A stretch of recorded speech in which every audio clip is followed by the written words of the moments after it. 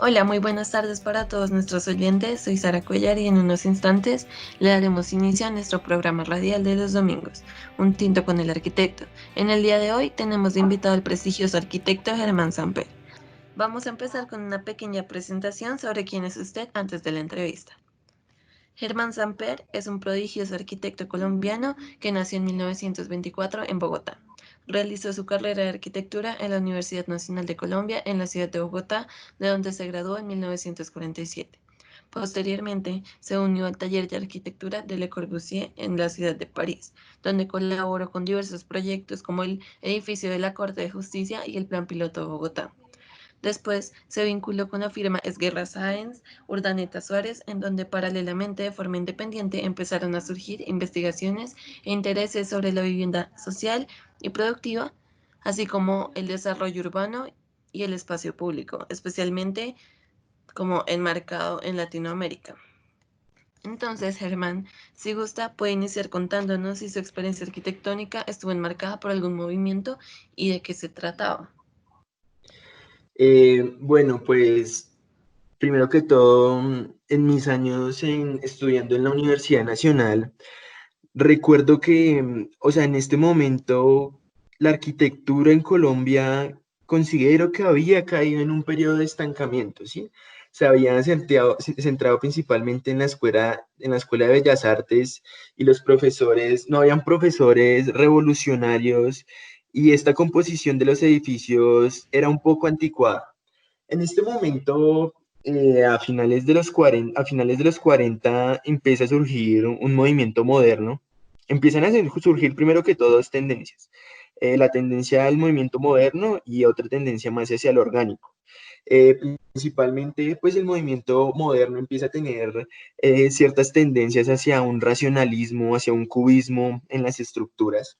Y por el otro lado, a partir de los años 50, habían otros autores y otros arquitectos que estaban diseñando más que todo una actitud orgánica en sus construcciones, más paisajista, más integrada de búsquedas formales en estos diseños.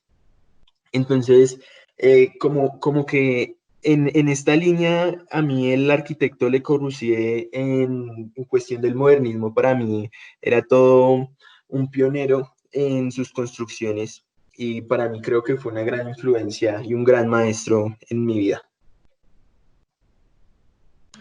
Ok, entiendo. Quisiera preguntarle entonces, ¿quién era para usted Le Corbusier y cómo logró trabajar con él?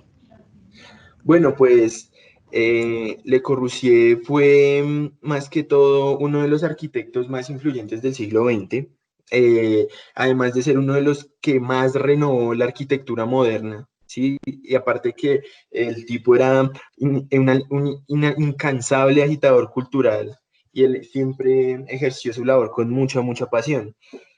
Para mí, pues, él influyó. Me acuerdo de mucho de la visita que hizo acá a Colombia en 1947. Imagínense, pues en ese momento estaba en la Facultad de Arquitectura. Eh, pues para ese momento era la Facultad de Arquitectura de la Universidad Nacional, era la única facultad de arquitectura en ese momento en Colombia.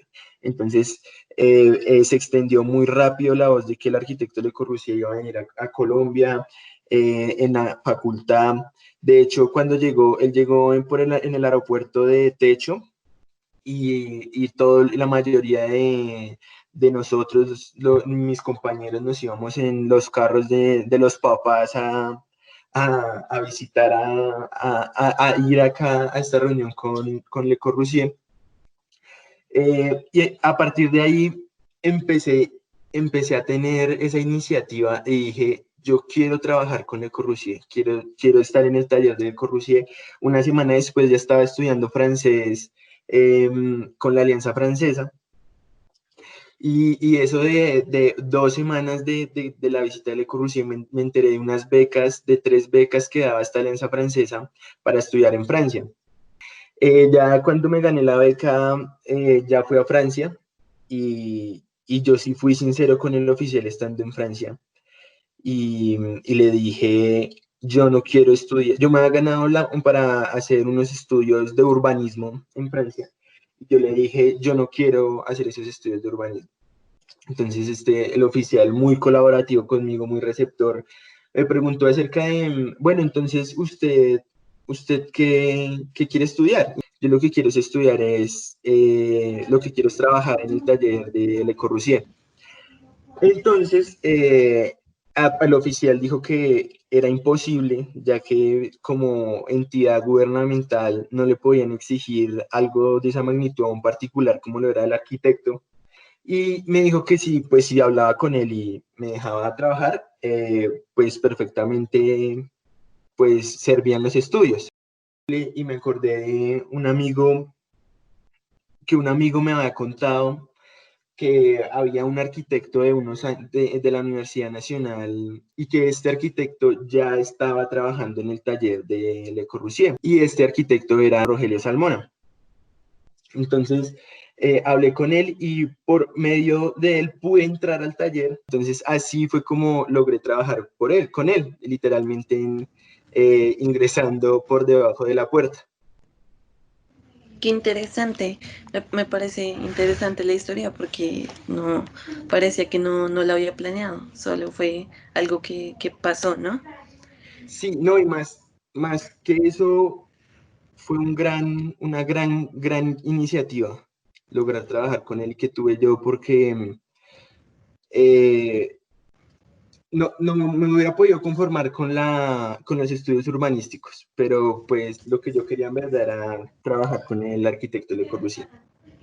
Sí, además que es muy interesante que después como de toda esa travesía, entre comillas, para poder entrar al taller, terminara por ser uno de los más grandes arquitectos como en el país junto a Rogelio Salmona, que también pues desarrolló sus capacidades allá en el mismo taller con Le Corbusier. Entonces, bueno, siguiendo con la siguiente pregunta, entonces podríamos decir que en Francia fue donde usted empezó a desarrollar su investigación sobre vivienda social. Bueno, pues en este momento existían dos tendencias de cómo organizar la vivienda en el sector urbano. La primera era la ciudad jardín. Esta consistía en el que existía una zona verde en la parte del frente, un aislamiento al frente más bien, que sería el antejardín, y aislamientos laterales que ahí es donde iría la zona verde. Sin embargo, en la problemática de organizar así la urbanidad es que esta se extiende demasiado y además requiere obligatoriamente la presencia del automóvil. Digamos, estas formas de organización de ciudad jardín, un ejemplo, pues son como los suburbios estadounidenses. Los estadounidenses fueron los que acuñaron esta ciudad jardín. Pero digamos, para contextos como países como en vía de desarrollo, como lo es Colombia, el aumento del terreno de esta manera es muy costoso y, o sea, no nos podemos dar el lujo de construir de esta manera. La otra tendencia para organizar la vivienda social era la propuesta por el arquitecto Le Corbusier. Esta consistía en el que existían, como había alta densidad de población, entonces se suplía con edificios altos, ¿no? Entonces, para la alta densidad había, pues, obviamente un mejor rendimiento de la tierra, pero esta construcción era un poco compleja, un poco costosa, ya que, pues, era una construcción en altura. Yo en mi investigación y reflexionando, pues, llegué a la conclusión que para nuestro contexto, ninguna de estas dos variantes era correcta, que tocaba como coger lo mejor de cada una, ¿sí? Entonces, una tenía baja densidad que no nos servía y la otra tenía edificios en altura que tampoco nos servía. Entonces, ¿qué necesitábamos tener acá? Tener viviendas bajas de altura, pero que puedan tener la capacidad de absorber una alta densidad poblacional.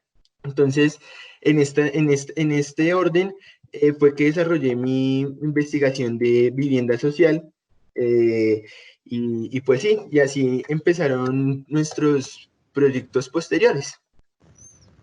Ok, entiendo, interesante. Entonces, según la investigación teórica, esta de la que me está hablando, mejor dicho, como esta investigación teórica fue lo que le llevó a desarrollar el proyecto del barrio La Fragua. Pues principalmente este proyecto, me acuerdo, lo desarrollé junto a mi esposa, junto a Yolanda. Eh, Yolanda un día llegó muy entusiasmada a convencerme acerca de hacer este proyecto.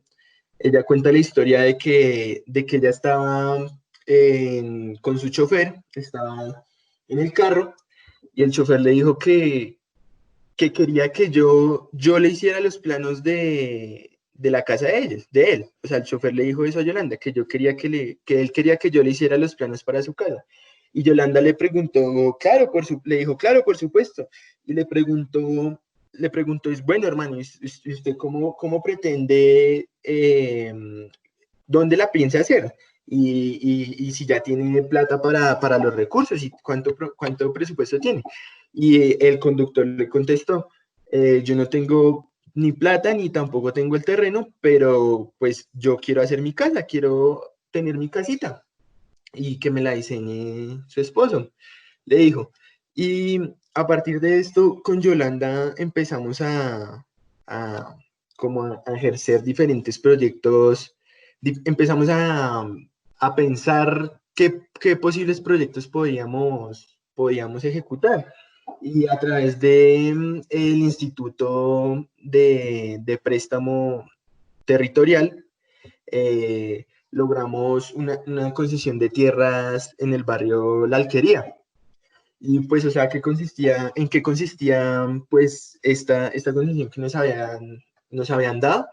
Pues a través de un proyecto que se llamó autoconstrucción de viviendas dirigidas, pues pude poner en práctica esta teoría que anteriormente te venía contando. Y a partir de esto, pues dividimos los terrenos de tal manera de que pues pudiéramos tener harta densidad poblacional, no se construyera hacia arriba porque no se podía, y aparte de esto, pues teníamos la posibilidad de que los mismos habitantes fueran los que construyeran su vivienda, dándoles pues la oportunidad de crédito para que lo consiguieran.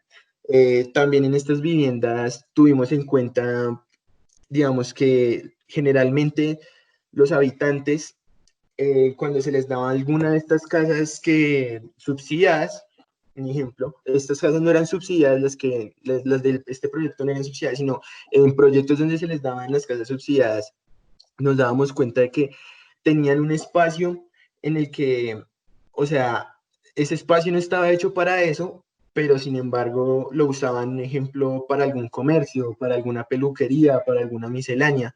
Entonces, teniendo en cuenta esto, también tuvimos medidas al momento de darles el terreno para que pudieran al frente de su casa, en su misma casa más bien, hacer pues su entrada económica.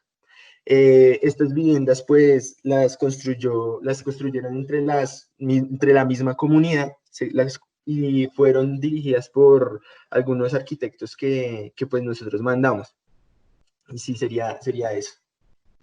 Me parece muy interesante ese tema de la vivienda social y en realidad cómo se consolida uno de sus más grandes intereses como en su trayectoria pues como arquitecto. Entonces es así, yo creo como le damos a esta entrevista. Le agradecemos por compartirnos un poco de su trayectoria y ya, muchas gracias. Gracias, gracias. Hasta luego. Para el análisis de la biografía de Germán Samper Gecko, tendremos en cuenta el texto La ilusión biográfica de Bourdieu. Según este autor, la mayoría de biografías hasta el momento tienen un orden cronológico, que es también un orden lógico de principio, a fin, con un origen, con un doble sentido de punto de partida, en donde hay una razón de ser y una causa primera. Sin embargo, el autor considera que producir una historia de vida, tratar la vida como una historia, es decir, como el relato coherente de la secuencia significante y orientada de conocimientos, es quizás sacrificarla a una ilusión retórica, a una representación común de la existencia que toda una tradición literaria no ha dejado ni cesa de reforzar. Para el autor, intentar comprender una vida como una serie única y suficiente en sí misma de acontecimientos sucesivos, sin otro nexo que la asociación a un sujeto, cuya relación es la única constancia a la de un nombre, es tan absurdo como intentar dar razón de trayecto en el metro sin tomar en cuenta la estructura de la red. Es decir, el autor considera que los acontecimientos biográficos se definen como otros tantos desplazamientos en el espacio social, es decir, más exactamente en los diferentes estados sucesivos de la estructura de la distribución de las diferentes clases de capital que están en juego. Al momento nosotros de pensar el surgimiento y el porqué de las investigaciones teóricas de Germán en cuanto a la vivienda social y este proyecto que él realizó junto a su esposa en el barrio La Fragua, nos remitimos a estas consideraciones de Bourdieu. Primero que todo, en la entrevista notamos cómo Germán atribuye su proyecto de La Fragua a la decisión, al incentivo de su esposa Yolanda. También nos habla de estas dos tendencias arquitectónicas que ya existían en ese momento y cómo él logra sintetizar lo mejor de cada una de ellas, de las dos tendencias para lograr su proyecto de vivienda social y de construcción de vivienda social, de autoconstrucción de vivienda social dirigida. Sin embargo, esto no, según Bourdieu, no lo podemos ver simplemente como una secuencia de hechos, como una secuencia de eventos que hicieron que Germán lograra llegar a esta teoría. O sea, Bourdieu no estaría de acuerdo con que dijéramos que únicamente porque estudió estas dos tendencias y porque su esposa se lo dijo, él logró hacer esta investigación. Él pues diría que no estaría bien lograda así la biografía, sino por el contrario tendríamos que ver esta estructura social en la que está inmiscuida la vida del arquitecto.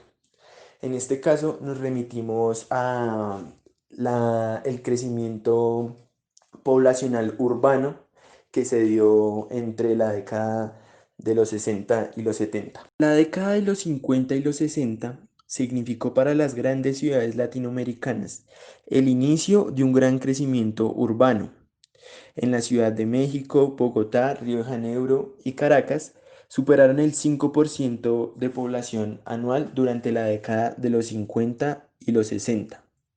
Por ejemplo, Bogotá en 1950 tenía alrededor de 650.000 habitantes y ya para 1960 tenía 1.700.000 habitantes.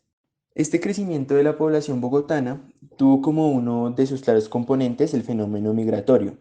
Estos nuevos habitantes que llegaron se asentaron en la periferia de la ciudad, en barrios creados por la autoconstrucción.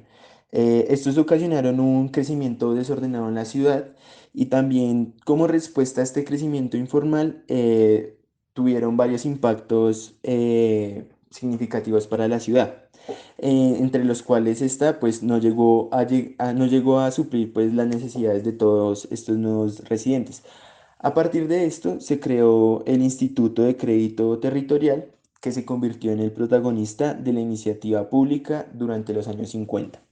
Para entender la investigación del arquitecto Germán sobre la vivienda social, es necesario entender estos fenómenos de crecimiento urbanístico que se dieron en esta época, ya que pues él en sus proyectos se ve cómo da una respuesta a la escasez de vivienda y también en buena parte de sus reflexiones no solo la arquitectura, sino también a solucionar el tema de vivienda popular. Eh, Otras cosas que hay que tener en cuenta en esta estructura que compone esta decisión de Germán y esta investigación fue lo sucedido el 9 de abril de 1948. En este mismo año, Germán, con las imágenes muy recientes de esta Bogotá destruida, caótica, por el 9 de abril, se va en el viaje que nombramos en la entrevista a Francia. En Francia, él junto a los personajes que más lo han inspirado, empiezan a pensar también cómo puede ser esta construcción, esta renovación de la ciudad a partir de este evento. Cosa que también pues influyó en esta estructura de lo que compuso su decisión y su investigación teórica de vivienda social. Los textos que nos sirvió para reflexionar acerca de la vida del arquitecto fue el texto de Norbert Elias acerca de la vida de Mozart.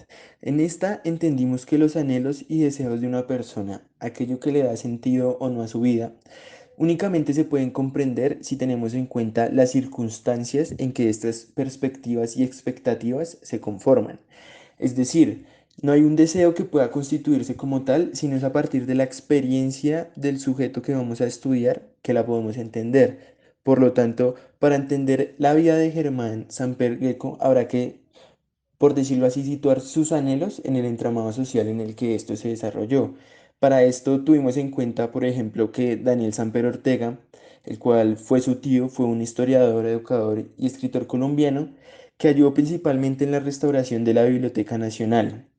También no hay que olvidar el papel de su abuelo, Miguel Samper Agudelo, el cual fue un candidato presidencial y fue en dos ocasiones ministro de Hacienda, en su relación de clase social y también su iniciativa por aprender francés, ya que el francés en esta época era esencial para las clases aristocráticas en su educación.